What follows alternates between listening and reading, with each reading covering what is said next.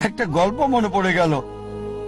একসময় একজন ফেরেশতা এসে এক লোককে বলল, আমি তোমার উপর খুশি, তুমি যা চাইবে আমি তোমাকে তাই দেব, তবে একটা শর্ত, যা তুমি চাইবে আমি তোমাকে সব দেব, তবে তোমার প্রতিবেশীকে দেব তার দ্বিগুণ।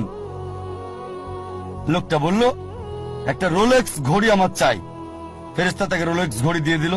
প্রতিবেশী দুটো রোলেক্স ঘড়ি পেল। লোকটি বলল, একটা মার্সিডিজ গাড়ি আমার চাই। ফেরেশতা তাকে মার্সিডিজ গাড়ি দিল। প্রতিবেশীকে দুটো মার্সিডিজ দিল। লোকটি বলল, একটা সুন্দর বড় বাংলো চাই। ফেরেশতা তাকে সুন্দর বড় বাংলো দিল। তার প্রতিবেশীকে দেওয়া হলো দুটো সুন্দর বড় বাংলো। লোকটি পরে বলল, দয়া করে আমার শেষ ইচ্ছাটা তুমি পূরণ করে দাও। কি সেটা? আমার একটা চোখ তুমি নষ্ট করে দাও, যাতে কিছু আমি চোখে না দেখতে পাই।